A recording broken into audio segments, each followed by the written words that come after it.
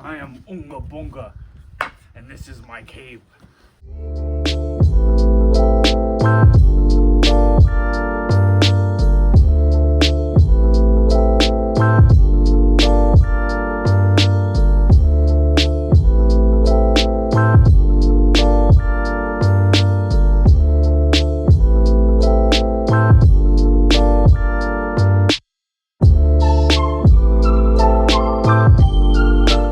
Okay, day 5.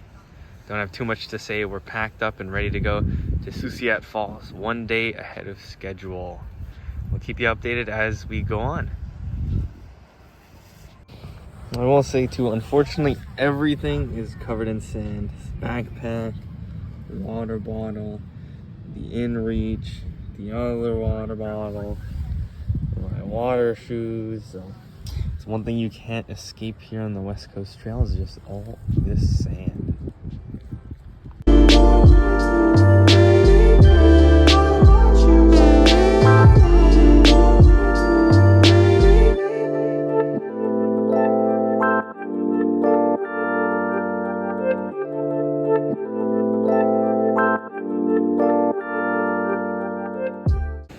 We are at about kilometer 36 and a half. I guess this makes us past the halfway mark of the entire trip. Basically, from what we saw from the guidebook, is that it's going to be pretty easy from here on out. The hard parts we left behind us, so enjoy the view.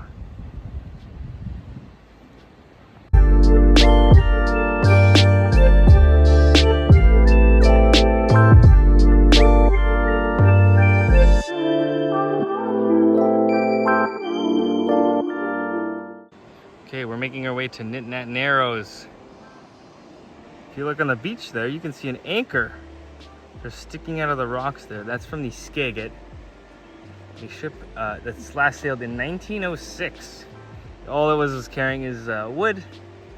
No lives were lost, but there it lies, and it will probably lie there for the rest of the time, I would think.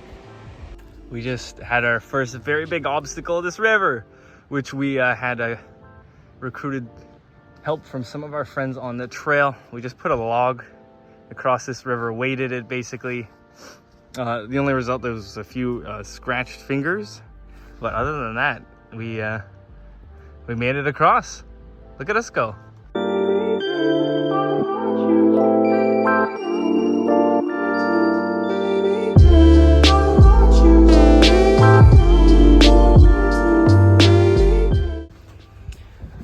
We are at the Nit Nat Narrows crossing. You can see here, it's fully stocked. Got lots of snacks. And the ferry operator here has been doing it for 48 years. The actual restaurant today is closed, but we are just gonna take the ferry over. We've ate some snacks, and then we'll be heading to Susiat Falls.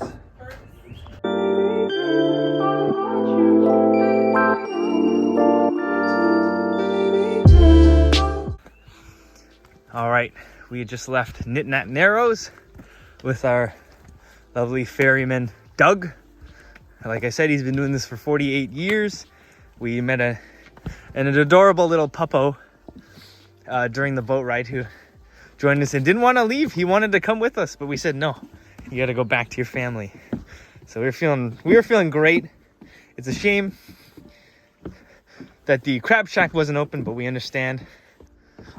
There was a box that said, take something, leave something, you know, whatever you need. And so we got a few extra food supplies, which will definitely be good. But it's great to see a lot of smiling faces around.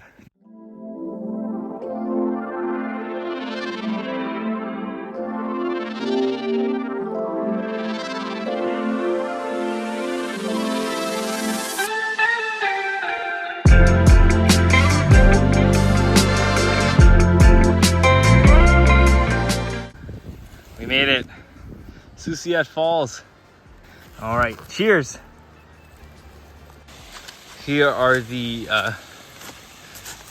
fittingly named Susiat Falls. Right here, you can see. It's right next to the campsite. It's gorgeous. Some people choose to shower here. I don't think we'll do that, but we're gonna fill up our drinking water here. Or at least try to.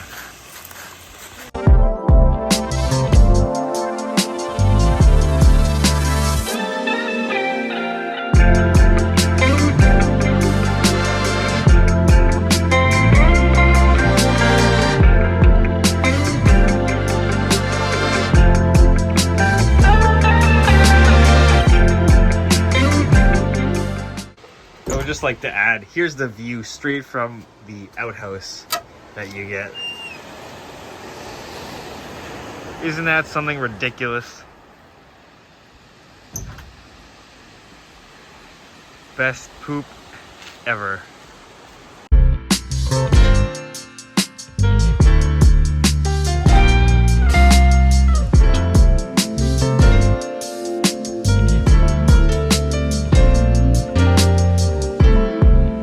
Day 5, headed off to Michigan Creek, day 5. Not much to say today, except got a lot of hiking ahead of us again.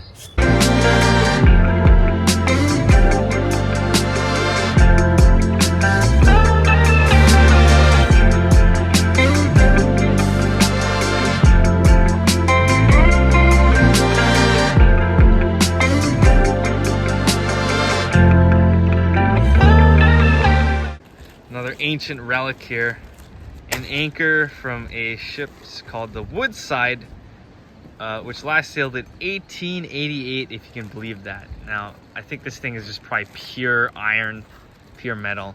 So it's, again, impressive to see here that it's in quite intact shape, although a bit rusted. But, you know, here, it'll be here for quite some time. But it's really crazy just to, you know, stand right next to. Another donkey engine. Here we've got a grader, meant to grade the trail when it was probably the Dominion Life-Saving Trail all the way 100 years back. We're gonna stop for lunch at Sokowis Creek, but as you can see here, now that we're past that grader, it looks like the trail is quite level, quite even, really wide.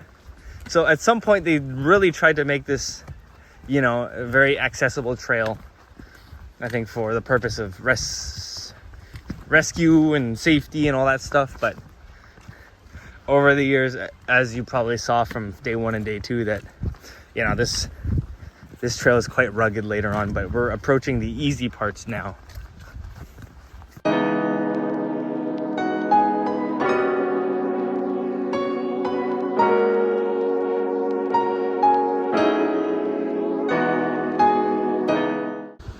We are at Sokowis Creek. Quick update, we're gonna enjoy some ramen and pad thai with our lovely friend Peckham, who's decided to join us for this trip. And yeah, it's actually day 6. We're kind of all over the place, but lovely beach here. No bad campsites, I'm telling you right now. It's gorgeous. I almost forgot to make a video on water filtration, so quick one here. What we use is a Sawyer Mini. It's basically like a reverse life straw. So it's gonna go like this. We're gonna squeeze water through this filter, and then this filter has a small enough size that it'll catch anything in it, and it'll give us clean, fresh water at the end. So it's just a bit of work, but that's how we drink our water.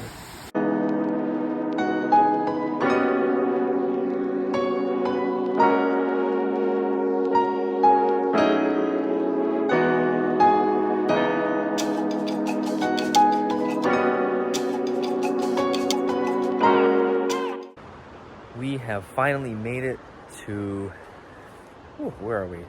Michigan Creek is where we're at, and today is day 6, which is winding down. Got our tent set up here already. You can see there's a lot of buoys and all of them have names and, you know, when they came over here. But yeah, we'll be out of the trail in about a day's time. Only have 12 kilometers left, and then we're gonna have our little mini Bamfield trip. So not much else to report, but otherwise we will update things as they come up. A little seal carcass here, kind of weird, but it's sticky.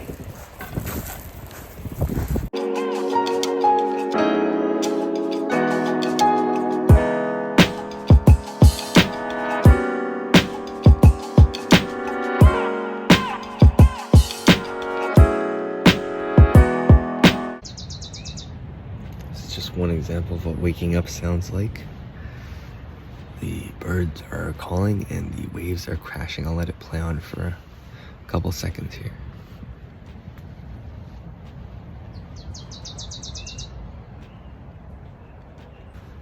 I should also mention it's now day 7.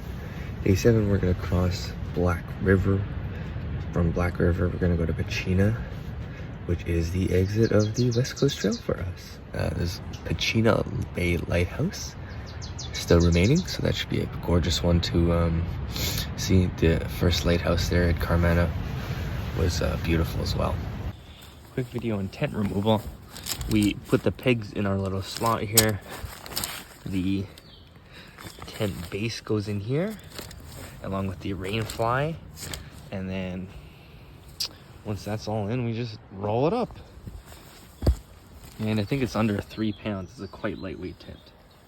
Day 7, off we go into the woods. We are gonna basically be going 12 kilometers straight from here, which is Michigan Creek, directly to the Pachina trailhead.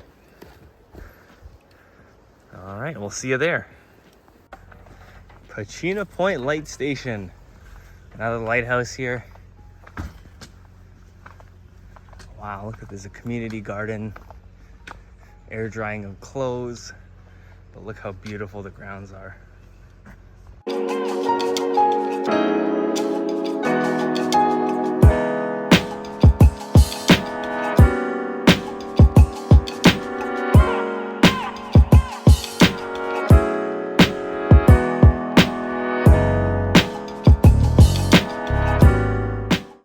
Right, we are on our way out. We just had a lovely chat with the lighthouse keeper who told us that all the campgrounds and the motel in Banfield will be full because there's a 24/7 music festival that's going on at the Pachina Bay campground.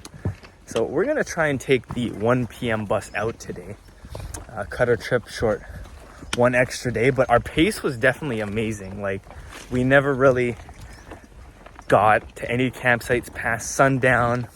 We always start our day, you know, around 8 or 9, not crazy, anything like 6 or 7. So we'll see if we can make that bus, and then that'll be the end of our trip, I guess. So I'm gonna include some extra video clips of from here to Pachina, the ending, but hopefully everything goes smoothly.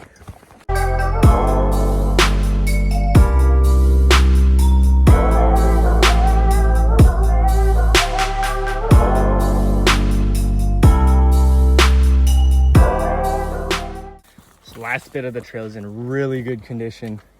There are some park staff and First Nations guardians that really maintain the trail. You can see here, it's all been cut down on the sides here. Really straight, nothing crazy. It's been, this last bit is the nicest part of the trail it's been so far, definitely.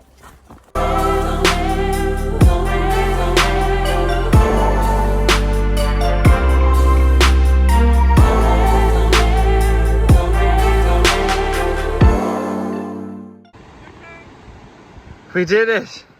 We're there! We're there! Oh, we did it. We're here. We made it. We just finished the West Coast Trail. And look at this reward here. This nice piece of salmon made courtesy of the guardians on the trail. They apparently do this every Friday. So, good way to end the West Coast Trail. What are your thoughts, Heidi? Great trail, we'll do it again. Tired? Yeah. Ready to go home? Ready to see Anoki? Yeah. And the guinea pigs. All right, so we're lucky enough that we could get the bus out today instead of staying another day on the trail. we'll be back home by nighttime. Like I said, we kind of sped things up by one day, so.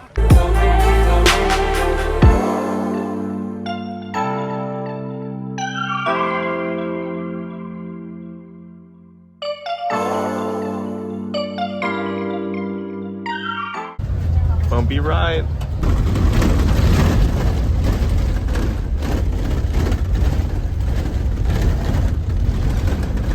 All right, we made it back to the land of the living here. Took us about 5 hours to get back from Bamfield at Pachina Point, which is where the hike ended, where we saw that bus take us. We had to drive back to Port Ren. We have to take the bus to Port Renfrew, and then from Port Renfrew drive back, so we made it back. I think some takeaways on this trip is that we were really lucky with the weather window. It was gorgeous, no rain. We hardly got any mud on the trail at all. Lovely hikes all throughout. Conditions were just ideal. It was gorgeous. But I think personally, 7 days in the outback is my limit, you know. There's only so much tent camping that you can do.